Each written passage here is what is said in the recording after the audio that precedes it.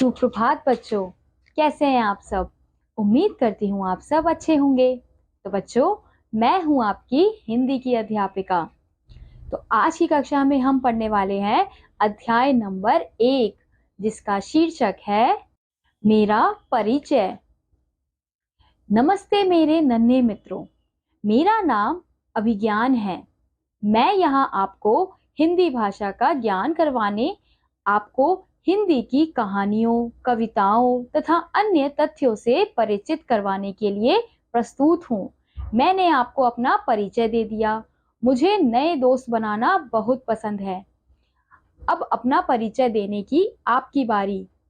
अब बच्चों, हमें यहाँ पे दिया गया है कि किस प्रकार से अभिज्ञान ने अपना परिचय दिया था। अब ऐसे ही आपको अपना परिचय देना है। तो नीचे यहाँ पे आपको अपना परिचय देने के लिए किस प्रकार से आपको अपना परिचय देना है, नीचे कुछ खाली स्थान दिए हुए हैं। जैसे पहला है मेरा नाम, तो आपका नाम जो है वो आपको इस खाली स्थान में भरना है कि जैसे मेरा नाम अंजना है। फिर दूसरे नंबर पे मेरे विद्यालय का नाम, तो जो भी आपके विद्यालय का नाम है वो आपको यहाँ पे लिखना है।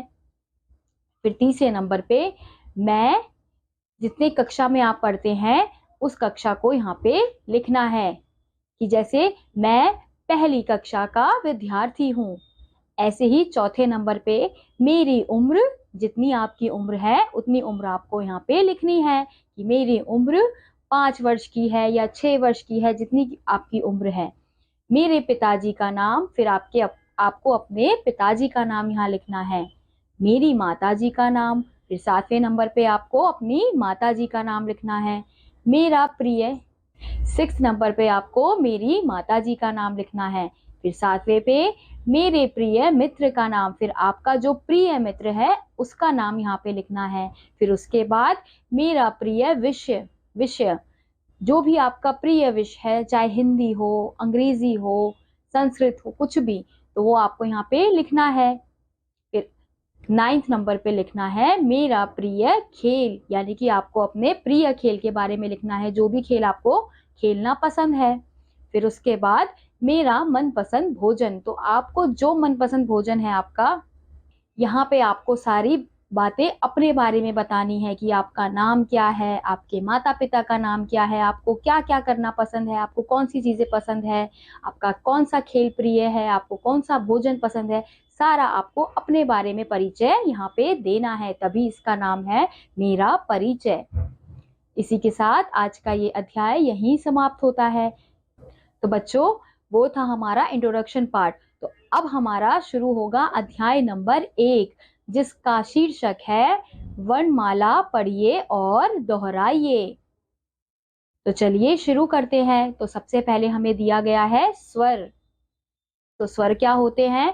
वे वर्ण जिनकी मात्राएं लगती हैं, यानी कि स्वर उन्हें कहा जाता है जिनकी मात्राएं लगती हैं। जैसे अ, आ, ई, उ, ऊ, री, ए, ओ, औ। तो ये क्या थे हमारे? ये हमारे स्वर थे। फिर उसके बाद आते हैं अयोगवाह, जिसे बोलते हैं अंग और अह। फिर इसके बाद हमारे आते हैं व्यंजन। अब व्यंजन क्या होते हैं?